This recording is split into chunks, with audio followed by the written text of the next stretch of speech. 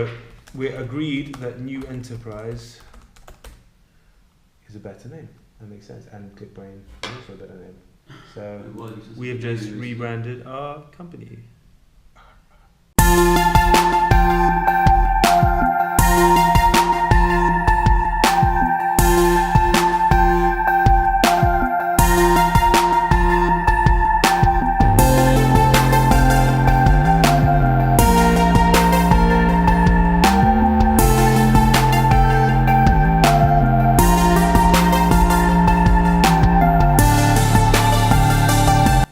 Hey guys, it's your man Larry NEX here, aka Making Professional Services Sexy Again. So in my last video, my inaugural video, I actually gave you guys a little taster about what this series was going to be, and I alluded to this video, the second video, where I was going to go into the NEX model. Now some of you will notice from the change of name that the thing has actually gone from VEX to NEX, and that will be explained in a previous, in a post video after this. In a couple of weeks. For now, what I wanted to do is to kind of give you guys a bit of color around where the NEX model is coming from, what it's born out of, some of the theory behind it. This is just for people who are seeing this video for the first time, or this is the first time you're looking at this channel. You can go ahead and check the first video out where I kind of talk roughly about this.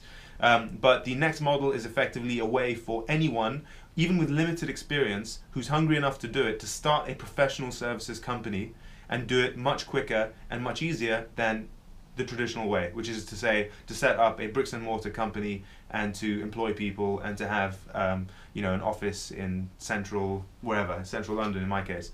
So this model can be applied to accountancy, legal, digital services, obviously, creative, branding, advertising. So any of the and consulting, a big one. So any of the professional services firm that we know of, this is a model that can help you build a company like that very, very effectively with limited financial risk and actually requiring you to have actually limited knowledge. So you're actually going to use other people's experiences and play off that and leverage off their skills rather than your own. So I'm going to explain that in full detail.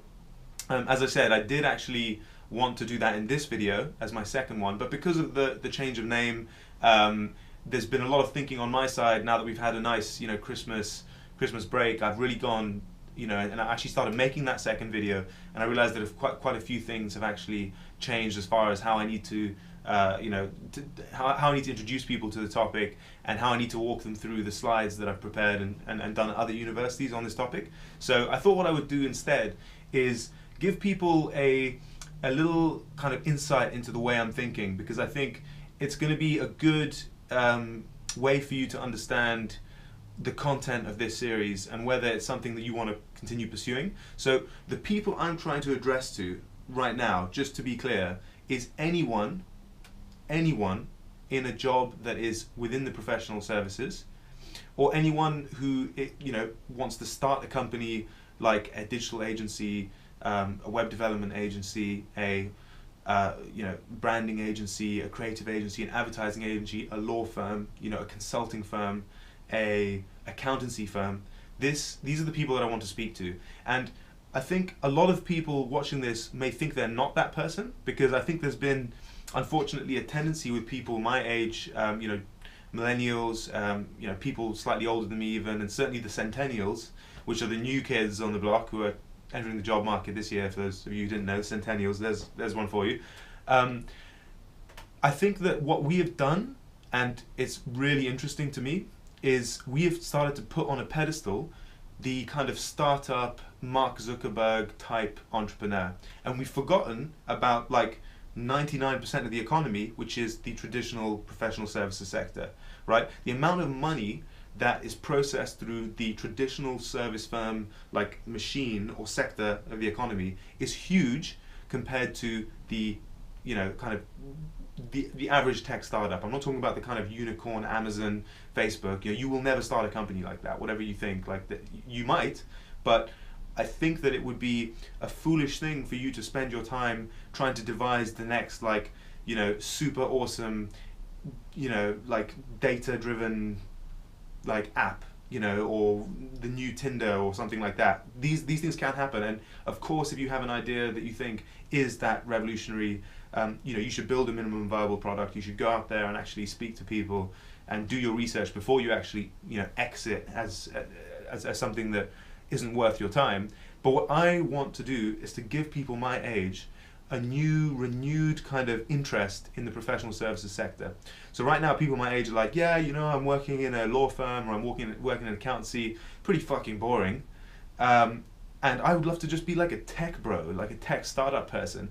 And like, I'm gonna like think of this new startup idea, and I'm just gonna like, you know, deliver chocolate like fucking teddy bears to people's houses, and they'll just pay me like $10 a month, and then like the guy will come to them on a motorbike, and he'll like have a super sweet like striped t-shirt and like high five them. It'll be dope, dog. And that's what people want to do my age.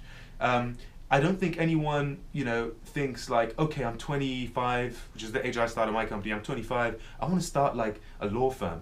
Like, you just wouldn't think that. I mean, like, what are you? At 25 in a law firm, you're like at best a senior associate. You know, maybe you're further ahead, like fucking A to you, dude. But unlikely. So the question is, you know, you're thinking in your head, okay, well, I'm not a partner, so there's no way I can start my own law firm because I don't have a book of contacts, yada, yada, yada. What I want people to start thinking about is there are people now who are going freelance all the time. People who have done really, really cool things. So accountants, you know, lawyers, web developers. Obviously, the digital services sector actually has been very, very hot on this since day one. So there's always been tech contractors. They make a boatload. So I want people to think is, okay, if you're hungry and you're driven and you are personable and you can speak to people and get them on side, which tends to be, you know, you either kind of have that or you don't. And actually, whether you're 26 or you're 30, there isn't much difference in that in terms of, you know, if you can sell, if you have a credible product with like real USPs behind it, people don't care how old you are, even in the professional services, you know, firm. I feel like I can deliver what all the other people are delivering, but at half the price, and it'll be better quality. People are going to take your meetings. It doesn't matter whether you're like 40 and you have grey hair and you used to be partner at whatever other firm. Okay, so what I'm saying is, there's a whole cohort of people, really intelligent people, who have gone on to freelance. You know, ex-partners, managing directors, whatever, and they've gone, you know, rogue. They've gone consulting. What you need to do, and the way you need to think, is how do I provide a shell or a face of a company, and I represent and give access to other companies those people. So you basically set up a shop front that says, I am, you know, consultingnetwork.com or whatever. I'm like consultium.com or whatever, you know, and we provide amazing consultancy services in, you know, pick a few verticals or pick a few like, you know, niche areas to start with and then expand. It's always the best way to do it. So let's say you go like risk consulting, like, or actually that can be quite contentious because you have to get through the whole kind of legal machine of the companies you want to work through to like actually get the gig. So let's say you do like sales consulting, you know, that's what we're going to be about. We're a premium sales consulting company. You yourself are, let's say, 25 years old right now if you're watching this, so you're 28, you're 30, it doesn't matter. You haven't necessarily done that before, you haven't been a sales consultant yourself, but what you have done is you have assembled the crack A team and you've reached out to them and you've got 50 of them and they're waiting for work, right? Because they're freelancers, they want to work, they want quality vetted projects as much as companies want to use them. So the idea is that like, going to a professional services firm is super expensive. If somebody wants to go to like the sales consultancy down the road, they're going to charge a big premium. What you can do is you can say, look, come to my company and you will have a choice of amazing people, right? I'm going to put the best person in our network to work on your project because we will not only, you know, understand your brief, we'll pair that with someone who has all these other variables that match. So like sector, you know, sector like online, it's online with the same sector. They've worked with the same sector. They've, you know, worked with similar people. They've done similar projects to that. So you can be very, very like, you know, minute in the way that you pair these experts and these companies. So not only, you know, are you getting a very, very tailored set of people working on your sales problem or your, you know, sales consulting challenge, you then also have the fact that it's actually less cost. It will cost you less. you know, from what I've typically found, companies that organize themselves in this way, and there are many, which I'll cover again in a video down the line, of different types of companies. Actually, my next video will be about examples in the law, in the legal area, in the accounting area, in the digital services area.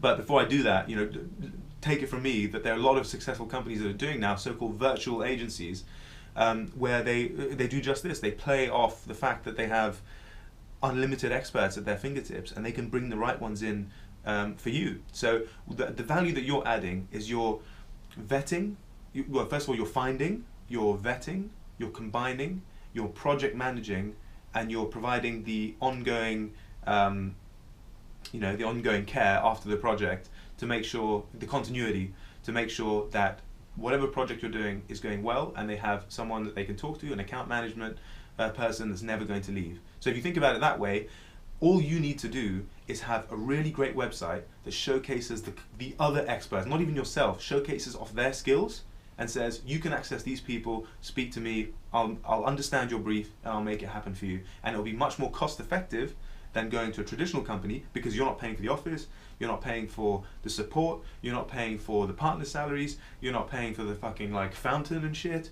Like, you are lean down, right? So this is the kind of basics of what I'm talking about. We're going to move past this into other topics afterwards. So this is the main thing that I want to get across in this series, is like to start thinking about the world in terms of the resource to do the projects are out there. You just need to go and sell the projects. So you just need to go and win that human personal touch that no other freelancer website can do. You need to go into a room with someone who's like 60 years old, who doesn't even have a Facebook page, who doesn't know what the hell they're doing, you know, despite running a company, and you need to shake them in the hand and you need to say, I can do this for you, right? And you have to actually be able to do it for you, and you can, because you have this network of experts who have done it 100 times, okay? So that's always what it is. You're selling other people's skills, you're not selling your own skills. And that is the main barrier to starting a professional services firm. That's why people take so long to start them, is because they're like, you know, I've only been doing this for 5 years. You know, there's no way anyone would trust me to run like a huge change consulting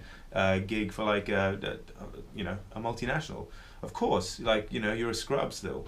But if you are the person that starts a company that gives those other people, you know, access to great jobs, they will line up to be part of your company. Nobody's going to turn, especially if it's free to them, no one's going to turn down, you know, turn that down. They're just not. They want free work. Well, certainly they want free leads. If you're just going to give them free leads, they can choose, they can option whether to say yes or no.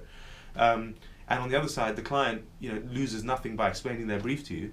So when the cost comes back with the tailored expert, they're going to say yes a lot of the time. And this is the experience I had. It took me a long time to kind of find the format and the ways of stitching these kind of these deals together, but that is what I'm going to cover in this series. So look, I hope that was just a little bit of a taster for you.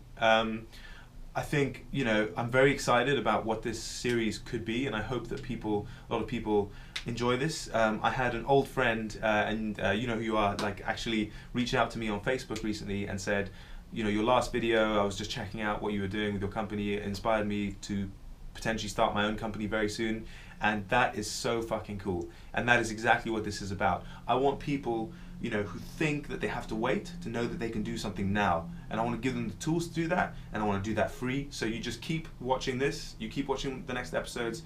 Please give this episode a like, please share it, because I want as many people as possible to see this. I want as many people, you know, who are thinking of starting a business to know that they don't have to start some kind of tech thing. You know, they can just start a professional services firm with this twist, this freelancer twist, and they can do that right from now, you know? So if you can think of anyone who is kind of making those kind of noises, by all means share it with them, tag it with them. If you go ahead and hit the subscribe on my YouTube channel, which should be linked somewhere in this description if you're watching it on Facebook, or vice versa if you're on YouTube, you should go like my Facebook page, because I post a lot of kind of shorter clips on there, and my Instagram. All the details are in the description below. Hopefully, you know, we can build this audience out. I'm going to continue to provide this content, continue to show you guys what it's like to be in a company that is doing exactly what I'm talking about. So, like, without further ado, guys, I'm going to leave that here. So enjoy yourselves, take care of yourselves, and enjoy the footage and the rest of this film of me goofing around, and hopefully catch you for episode numero 3. Peace!